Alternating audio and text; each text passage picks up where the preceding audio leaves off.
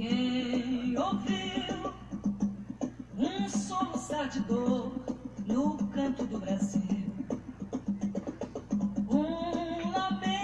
Nesse dia 19 de novembro, nós, do Saúde no Ar, estamos antecipando a celebração, comemoração, reverenciando a luta da comunidade negra. E hoje a gente tem o prazer, a alegria de receber aqui no nosso estúdio a Tanesca Santana Cal, ela que é professora de Física, é também coordenadora do Café Científico com as Pretas, é mestranda do programa PPFHC, que ela vai explicar aqui, da Universidade Federal da Bahia. E importante também, ela faz parte do núcleo do Grupo Mulheres do Brasil, na coordenação conjunta do Comitê da Igualdade Racial das Mulheres do Brasil, Salvador. Bem-vinda, e mais importante, é a mãe do Marquinhos. Obrigada, Tanesca, pela presença. Muito obrigada, bom dia a todos e a todas. Especialmente obrigada por você, Patrícia Tosta, pelo convite, a coordenação aqui desse programa maravilhoso e a oportunidade da gente conversar um pouquinho dessa importância da emancipação do povo, a população afrodescendente, povo negro no Brasil, e como a gente faz parte da base e do progresso nesse Brasil. Gostaria de iniciar a minha fala agradecendo meus antepassados, pedindo licença por todos aqueles que fizeram com que eu chegasse até aqui. Gratidão. É isso mesmo, essa referência, porque é um legado de todos nós, né? Trazemos aí no sangue, na nossa formação do nosso povo, está na nossa cultura, está na nossa alimentação, está acima de tudo na nossa consciência, de que muitas vezes as pessoas podem querer até minimizar. Ah, mas não é racismo, isso tudo já foi superado. Coisa nenhuma, no dia a dia, né, Tanesca, que a gente percebe o quanto há, sim, um racismo velado. Mesmo numa cidade como Salvador, um estado como a Bahia, de 80% da população negra, o povo negro ainda vive nessa luta. Era a luta de ontem, de hoje e de sempre. Então vamos falar um pouco desse negro no Brasil, historicamente, tudo que foi negado e como essa luta continua até hoje. Pois é, Tosta. A grande questão no Brasil é você entender as bases das dificuldades, das desigualdades que foi construída a partir da escravização do povo negro, do rapto de mulheres e homens e crianças negras do continente africano, e como tudo isso chegou aqui no Brasil e esses povos foram usurpados, e a intenção foi construir a base econômica desse país, mas também utilizar o arcabouço tecnológico, científico desses povos, as maneiras de lidar dentro do território, né, o desenvolvimento desse território e principalmente a força do trabalho. Então, discutir racismo é discutir desenvolvimento aqui no nosso Brasil. Não existe desenvolvimento aqui no Brasil enquanto a gente tiver uma base de cultura ainda escravocrata e usurpadora, desculpem, e racista, né? Falamos de uma libertação, na verdade, que colocou o negro numa situação de grande vulnerabilidade, né? Uma libertação que, na verdade, não criou políticas e não gerou condições para que eles pudessem viver uma vida digna, de igualdade. O que a gente percebe isso no acesso à educação, na questão da saúde, em todos os problemas, nos bolsões de pobreza, de miséria, a população negra está presente. A população carcerária, por que tem maioria negra? Será que é porque o negro é mais violento ou porque o negro não teve mais oportunidade? Então, falar dessa luta de ontem e de hoje, ela é necessária. Algumas pessoas até questionam as políticas de reparação e as medidas de reparação, mas é uma luta legítima. E eu queria que você falasse um pouquinho sobre a questão das políticas públicas que trazem para o negro uma condição de ele poder, sim, desenvolver o seu potencial, para que a gente não tenha aí nas favelas, nas periferias, nos números de assassinatos, da violência, o negro, a comunidade negra aparecendo no ranking dessas estatísticas. Você foi perfeita na sua abordagem, nesse resumo de como as políticas públicas é resultado de movimentos sociais, de resistência, de aquilombamento, que vem desde o período do rapto. Então, falar de políticas públicas é falar do resultado desse grupo de pessoas de várias gerações que vem pautando nosso espaço e nessa divisão de poder que queremos também compartilhar no desenvolvimento e na produção desse país.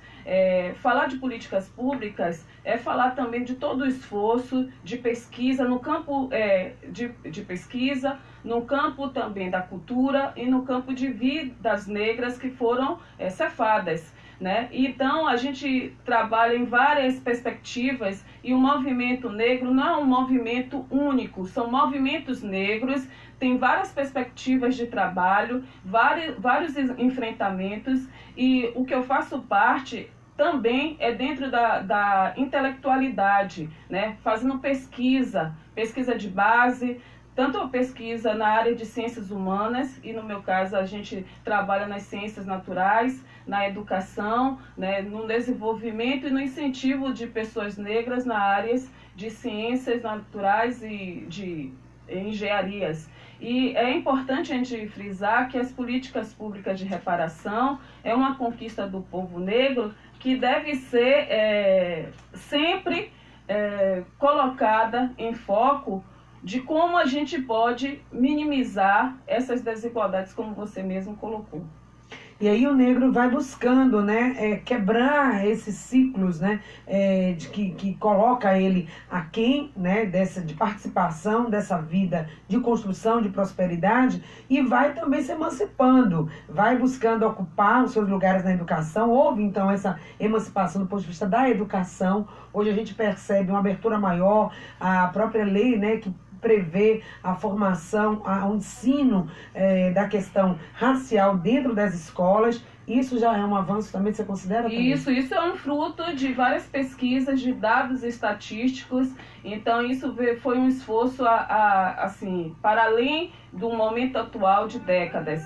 É importante entender que a história das ciências ela é vigilante. A ciência foi utilizada, assim como a religião, para poder desqualificar e desumanizar as pessoas negras. A coisificação, através da biologia, apesar que eu não sou bióloga, mas eu estudo a participação do negro nas ciências, e a gente pode perceber como a história, tanto na física, tanto na biologia, na química, foi de invisibilidade, também foi de degradação e de humilhação e de coisificação das pessoas negras. Então, o afastamento de pessoas negras nas áreas de ciências da natureza, da matemática, das tecnologias, não é um fruto os negros não têm tendência a isso, tem tendência somente à arte. Uma grande mentira, uma falácia. A gente sabe que ciência também é poder. E a gente está praticando ciência, a gente também está nas universidades, está construindo ciência, uma produção científica, mas a gente precisa ainda aumentar a quantidade de mulheres negras nesses espaços, principalmente na área de física, de química, de biologia, das engenharias, na pós-graduação, também no corpo docente das universidades públicas.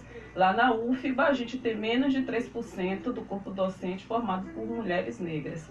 Então, a gente precisa avançar nesse sentido. E aí você cria, né, traz, porque quando não há um espaço, precisa fomentar, precisa que a comunidade negra consciente, né, dessa presença ainda não tão expressiva, não por conta da comunidade negra, mas às vezes por conta dessa própria falta de oportunidade.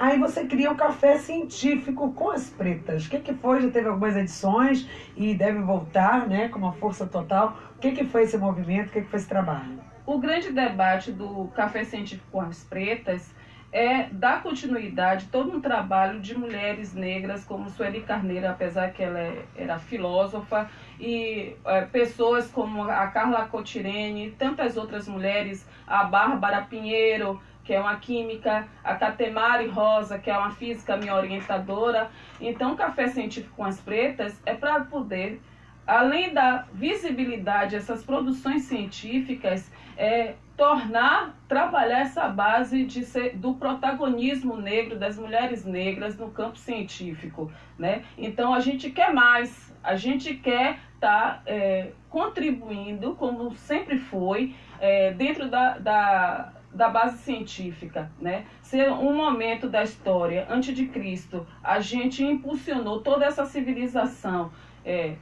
um grande exemplo é o Egito, com as construções, com a tecnologia, agricultura, medicina e tantas outras coisas. A matemática, a gente quer agora no século XXI aumentar a quantidade de mulheres e homens negros nesses espaços para contribuir na sociedade esse jeito de ser eurocêntrico, né? Porque a universidade ainda é muito eurocêntrica. Pois é, e trazer para aqui, para essa cultura, valorizar esse conhecimento que existe, que está aí e não é perceptível por quê. E aqui a gente vai perguntar o porquê. E romper com essas estruturas que impedem que o negro chegue e mostre o seu valor também nas ciências. O negro se mostra muito bem nas artes, na cultura, na dança, na música. E isso até é uma forma de criar certos estereótipos. Mas também na ciência está aqui a Tanês, com exemplo disso, como formada em Física pela Universidade Federal da Bahia, fazendo parte aí desse programa, como mestranda desse programa da UFBA, incentivando a comunidade negra, a mulher, o homem negro, a dizer: você pode, você tem conhecimento suficiente para trazer e contribuir também com a questão da pesquisa científica. E lá dentro de Mulheres do Brasil, como é que é a atuação do grupo que estuda especificamente essa questão da igualdade racial?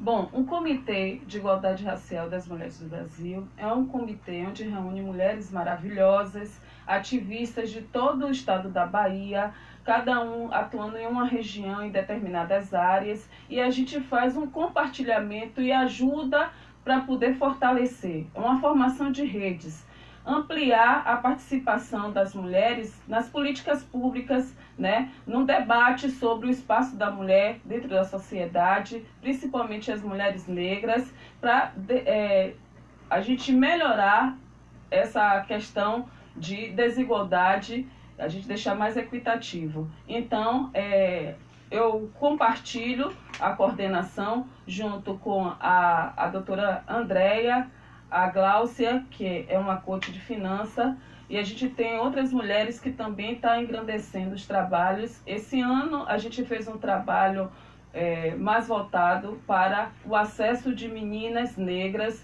à estética negra, principalmente lá no bairro do Calabar, na base comunitária, junto com a Capitã Aline. E lá elas são um trabalho de moda, é isso? Exato, recentemente um grupo, acho que participou, foi mostrar esse trabalho, inclusive fora de Salvador. Exato, foi mostrar esse trabalho lá em São Paulo e mostrar a beleza negra, o jeito de ser das mulheres negras, das meninas negras. Para quem não conhece Mulheres do Brasil, inclusive faço parte também agora, gratidão, um momento importante, estou ainda me articulando com o grupo também de comunicação, mas qualquer mulher pode participar. Existe o grupo, né, Mulheres do Brasil, um site, uma plataforma que tem muitas informações. Então aqui em Salvador, existe a coordenação de Salvador, e tem vários GTs, grupos temáticos, né? Você faz parte do grupo da questão racial, mas tem grupo de comunicação e outros vários trabalhos. Então, como participar de Mulheres do Brasil? A mulher negra que está ouvindo a gente agora e que quer conhecer mais, é um trabalho voluntário, né? Todas participam de forma voluntária e tem formação. Enfim, fala um pouquinho do que é Mulheres do Brasil. Bom, Mulheres do Brasil, ela iniciou há pouco tempo, cerca de 5 anos, mas a gente está no Brasil todo. Começou lá em São Paulo. A gente tem várias articulações, como você mesmo falou, de forma bem clara. A ideia é incentivar as mulheres a participar e tornar a rede e fortalecer a articulação em todas as regiões, essas várias temáticas, né? Então, a gente tem uma sequência de reuniões mensais, que a gente chama de portas abertas, e lá a gente tem um destaque de sempre uma mulher estar falando da sua experiência, dos seus trabalhos, e assim a gente aprende e realiza e se articula. E nesse momento também que a gente faz o convite às mulheres, mas independente da reunião não, a gente tem, como você mesmo falou, o site, a gente pode se cadastrar e se articulando com essas mulheres, porque a gente tem várias atividades, a gente precisa estar unindo forças em vários temas, não falta trabalho para a gente. Com certeza, né? Na luta da mulher grande, não só a mulher negra, mas a mulher em todos os sentidos, todos os campos. E aqui na Bahia, estando aqui em Salvador, a luta também da mulher negra, ela é enorme. Tem muito campo de atuação, muita coisa para fazer. Antes de falar um pouquinho das atividades do 20 de novembro, né, tudo que está acontecendo por aí, a importância de celebrar esse dia e trazer à nossa memória o 20 de Dara, né, esposa de Zumbi, junto tantas mulheres que foram também, tiveram uma participação importantíssima dentro da questão da libertação dos escravos, e hoje ainda na luta da comunidade negra.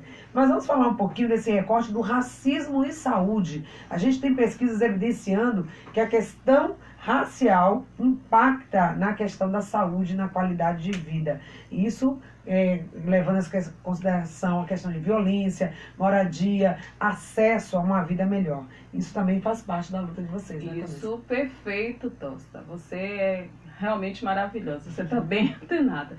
Quando a gente fala de racismo, a gente está falando de uma estrutura que forja toda a existência do ser negro na sociedade. Então, o impacto disso negativo no existir da pessoa negra, ela causa morte. Então, racismo mata. Porque você está falando de acesso a bens, você está falando de acesso à estrutura que garante isso, você está falando também de políticas públicas voltadas para essa comunidade negra que tem fatores mais sensíveis, principalmente quando a gente fala de saúde, como a hipertensão, né, isso, a diabetes, as doenças de acidente cardiovascular. Eu não sou especialista nessa área de saúde, mas eu entendo que quando a gente está falando de saneamento básico, quando a gente está falando de saúde, quando a gente está falando de obesidade, acesso à alimentação de verdade, né? A gente está falando de alimentação de verdade, quando você está falando de autocuidado, amor próprio, você está falando também de si, de uma civilização. E o racismo atinge tudo isso e adoece, porque você coloca esse ser como não ser, como Sueli Carneiro sempre ela construiu a pesquisa dela, ela é filósofa, eu gosto muito dela, porque traz essa compreensão de como o biopoder articula nas opressões e como isso impacta na sua própria existência, na sua vida. Então você não tem uma consciência do que o racismo, que você está sofrendo racismo, porque você tem uma estrutura de comunicação, educação, trabalho, tudo isso que diz que tudo está em pé de igualdade. Isso é a pior coisa que existe. Então, eu acho que a grande sacada do Novembro Negro, mas o Dia dos Negros no Brasil é todos os dias, mas a grande sacada é você ter um mês para discutir, debater todas as áreas, principalmente a saúde, que garante a vida. Exatamente. Vidas negras importam. Se isso fica velado, se você não sabe, se não se depara, nem percebe que está sendo vítima de uma violência constante, e não estamos só falando da violência física, que também existe aí nas periferias, aí falando também a questão da abordagem policial, a questão do negro viver sempre numa situação assim de temor, né? De temor de sair, ficar até tarde na rua. O jovem negro não tem essa mesma liberdade de estar participando da sua comunidade livremente. Ele vive sobre aquela tensão. Lembrar o tempo todo que é uma pessoa negra. Nós somos seres humanos, mas a condição racial, do racismo, é bem claro a gente colocar que o racismo não é o problema dos negros, é o problema do branco ou de outra etnia que aplica, não vê o outro, que não é igual, como seres humanos diversos e tão importantes quanto qualquer um. E isso os povos indígenas sofrem, os povos no mundo não branco também sofrem. Então, discutir racismo é discutir a branquitude e o eurocentrismo, que dói muito. Aí os descendentes falam, mas a culpa não é minha, mas você tem uma responsabilidade, porque você tem um legado, você usufrui desse legado, mesmo que você não participou disso, que você não colabore isso, você tem a obrigação moral e cidadã de ajudar a desmistificar, a derrubar isso. Né? Se não construir o passado, mas construir o presente e o futuro, exato. Né? Para as novas gerações. E Tanês, que amanhã vai estar com a gente também na 4ª edição da Roda de Conversa, Girando a Fala. Vamos estar lá na Livraria Paulina. Esperamos que as mulheres, aí as nossas ouvintes, prestigiem mais uma vez. Na última roda tivemos 50 mulheres, foi no Outubro Rosa, Câncer de Mama, foi muito bacana. E essa 4ª edição também eu espero você. Você ouvinte do Saúde no Ar, você que acompanha o nosso trabalho, vai lá, Livraria Paulinas, amanhã, a partir das 2h30, 3 da tarde, estaremos nesse painel temático falando sobre a luta da mulher negra, sobre o papel da mulher hoje, enfim, você é nossa convidada, né? Muito obrigada. Eu agradeço o espaço, a gente precisa estar debatendo isso, a gente precisa estar colocando as mulheres negras nesse patamar de protagonismo, a gente está construindo isso, tornar visível, arrastar mais mulheres, apoiando e segurando a mão, empoderando. É isso que é a nossa proposta, né? Vidas negras importa, vamos discutir espaço de poder, vamos colocar nossas candidaturas também. A gente está falando de divisão, a gente está falando de políticas públicas, a gente está falando de interesse, a gente está falando de sobrevivência. E isso não está falando de partido, a gente está falando de políticas públicas que vai determinar nossas vidas. Pois é.